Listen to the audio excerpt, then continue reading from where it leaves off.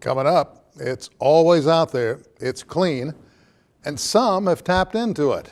What does it mean for Oklahoma and the planet? That's coming up on this edition of Perspectives.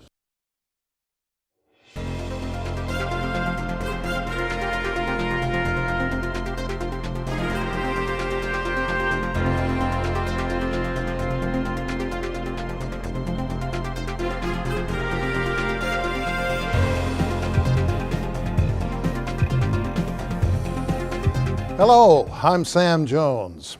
Who would have thought that when we started sending pictures and sound through the air in this medium called television, that we would ever see the day when it would end up just wires and lights in a box? Edward R. Murrow worried about this in the beginning of what would become television news.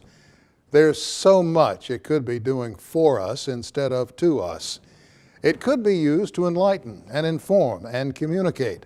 Rather, it's become just another vehicle for bad decisions that result in the dumbing down of those who turn it on. Alleged reality shows and keeping up with a California family has done nothing for the country, but it's made that California family very, very rich. The other end is what should be history in the making, the presidential election cycle. But that too has become nothing short of yet another reality show, and a bad one at that. Of course, I'm assuming that there are degrees of bad. Okay, class, here's a question for you. What happened to the really good minds that could be running for office? You know, the ones that take on the really serious issues like the economy, threats to the nation, educating our young, and so forth. I've said it before, our republic will survive the trash it's currently being spoon-fed, but I'm sure it would be really nice if we could get back to a place where really serious candidates ran for office. Back to a time when American voters had something to think about and talk about rather than laugh and shake their heads over, such as obstructionism and blustering. And folks wonder why the voters don't turn out in larger numbers. Maybe it's time for new election rules, rules that force those who choose public service to live by them, not the rules of big money and special interest.